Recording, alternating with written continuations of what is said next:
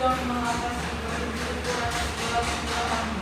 Bukalah hati dan pikiran kami agar melalui proses pelajaran ini kami semakin menyadari bahwa Engkaulah Allah satu-satunya sumber keselamatan sebagai awal dan tujuan hidup. Ada yang mengantuk dan ada yang lapar.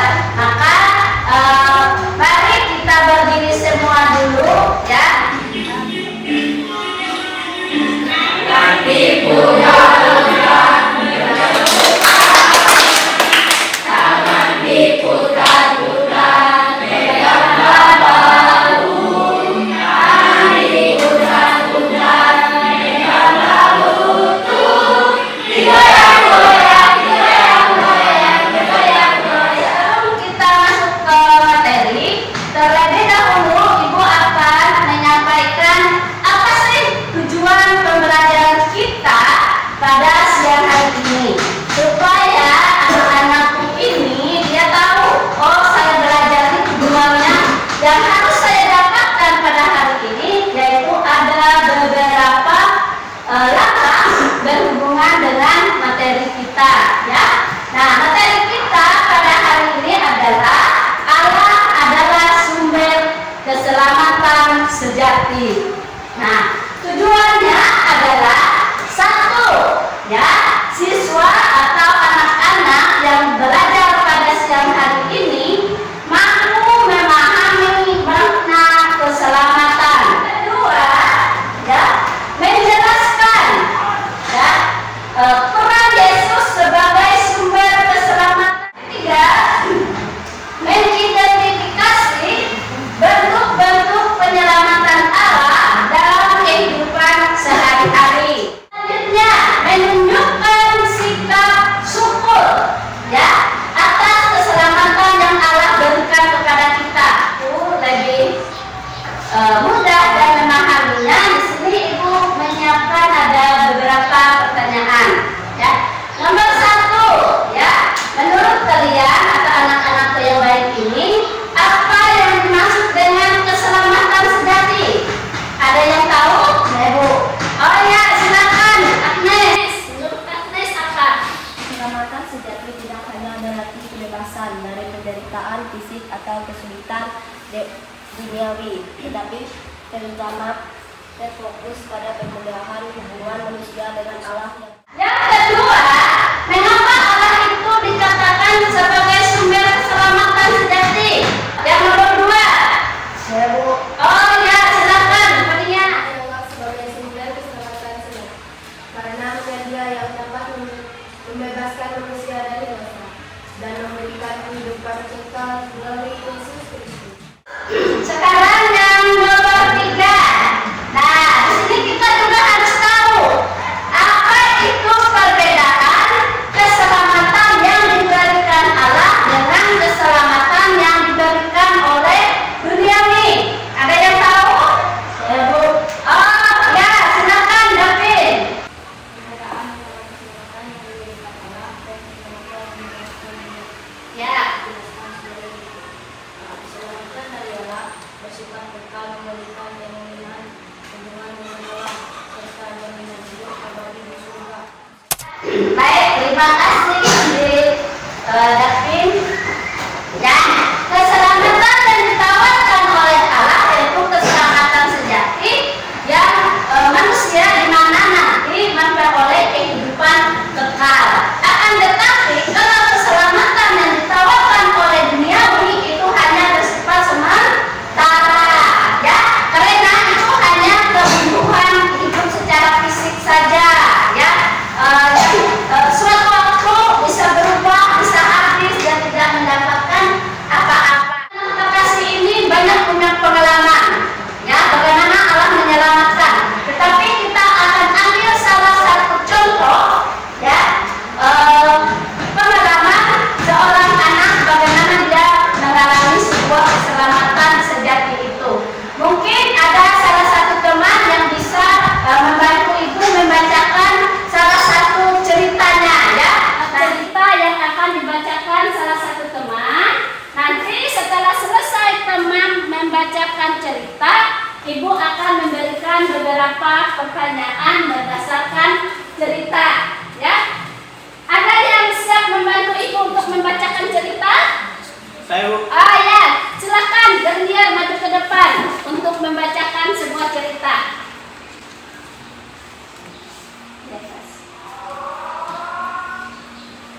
Keputusan yang sulit. Francisca adalah seorang siswa kelas 9 di SMP Katolik. Baru saja pindah ke sekolah karena ayahnya pindah tugas di kota yang baru. Di sekolah barunya ini, Francisca dikenal sebagai anak yang rajin, sopan dan selalu berusaha melakukan yang baik dalam setiap tugasnya di gereja. Berdasarkan cerita itu, bagaimana Francisca seharusnya menghadapi situasi itu? Ayo, gimana menurut kalian? Oh ya, Violin, silakan. Gimana? Yang memohon agar diberikan kekuatan untuk membuat keputusan yang benar dan menjaga imannya beserta kebersamaan dengan teman-teman. Iya, baik. Terima kasih, Violin. Dan sekarang yang nomor 5.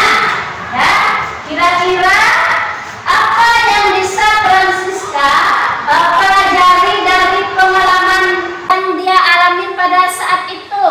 Nomor 5. Saya Bu. Oh iya, Alfian. Mantap. Silakan Alfian. Menurut Alfian apa? Lambat laun, Francisca menemukan teman-teman lain yang lebih baik dan mendukung dalam proses pembelajarannya, sehingga Francisca dapat mendapatkan nilai-nilai yang tinggi lagi.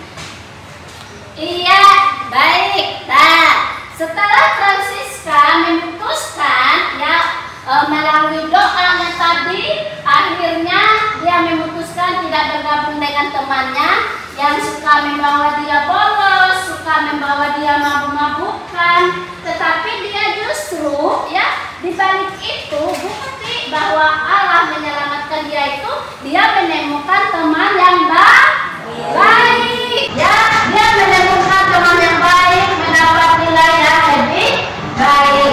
Maka kita belajar dari pengalaman Francisca ini, kita harus berani mengambil keputusan untuk menolak yang tidak baik dan mengambil yang lebih baik.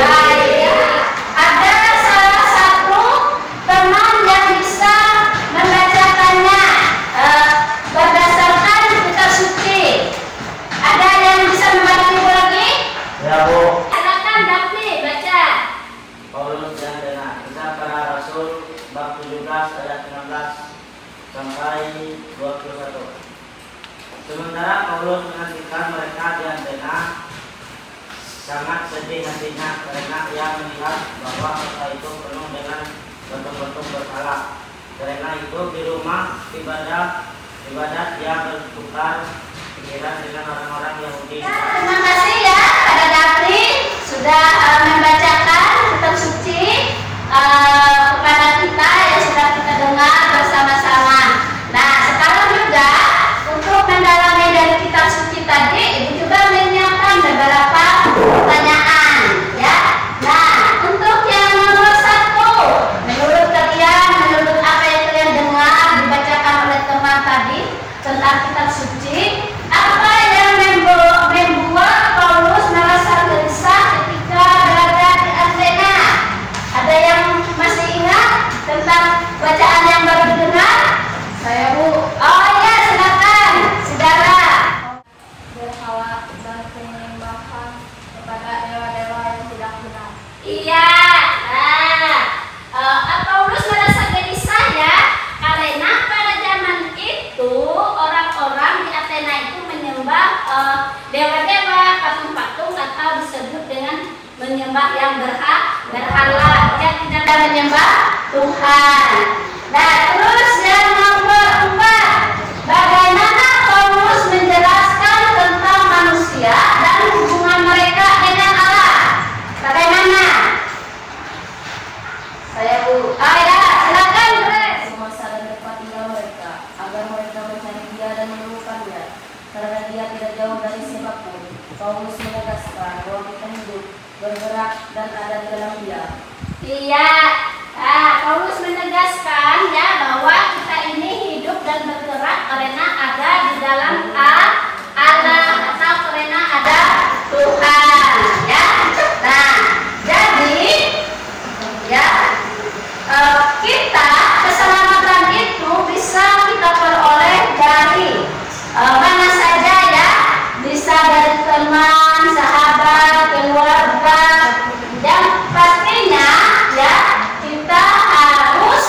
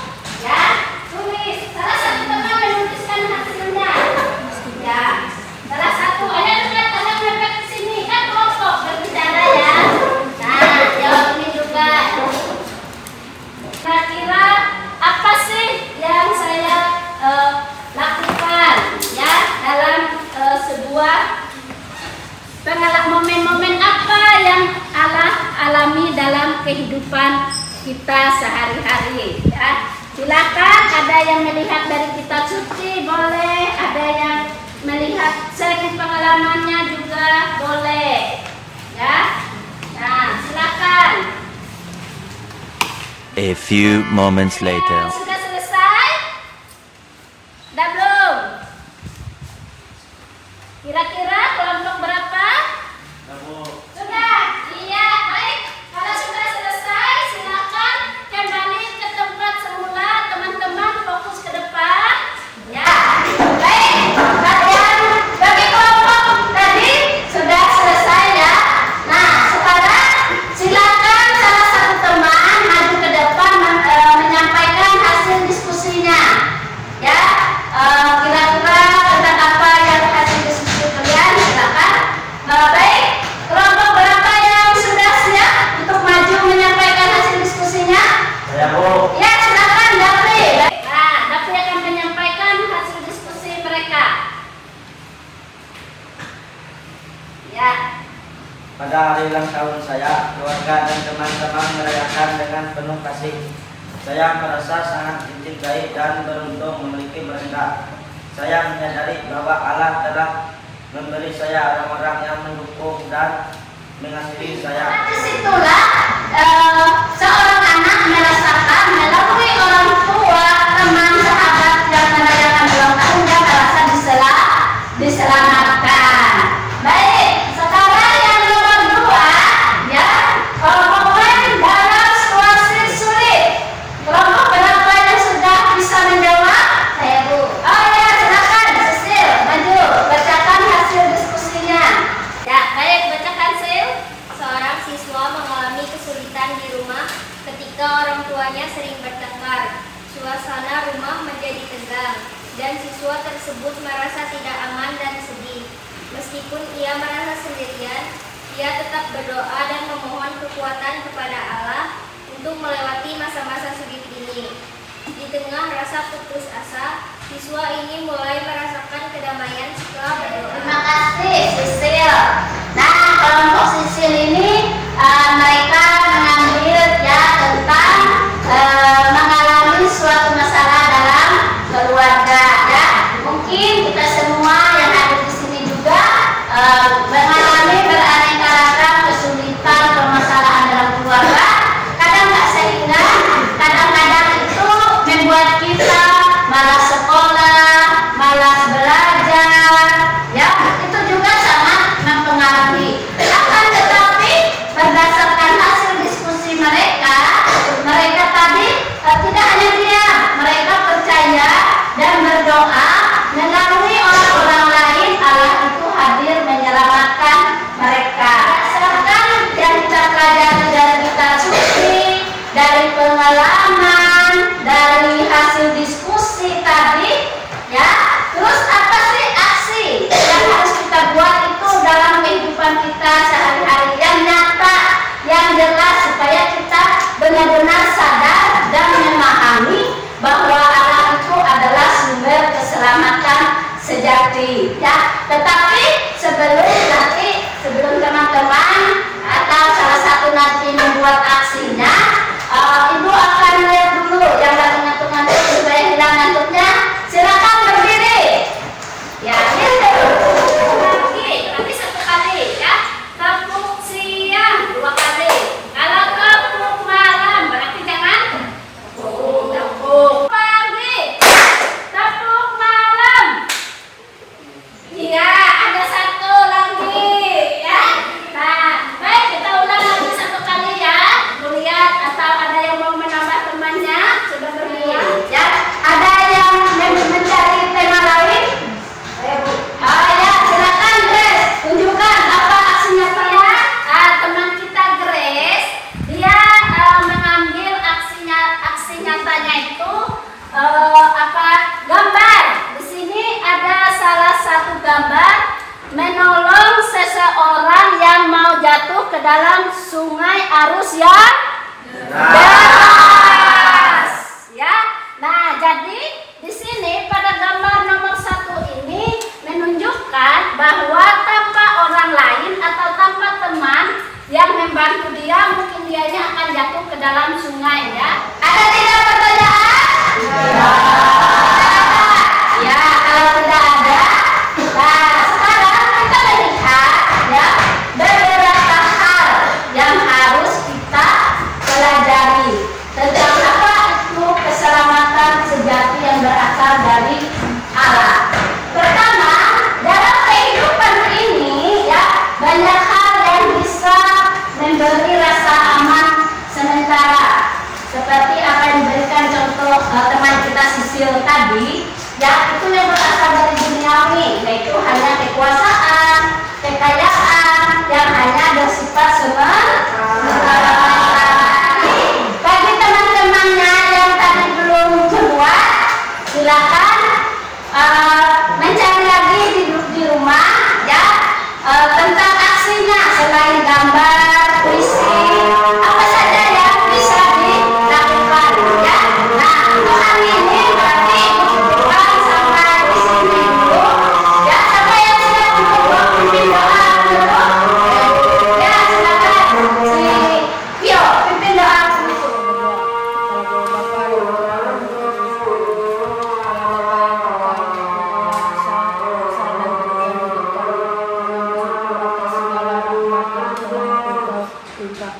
Dan pilihlah hidup kami agar kami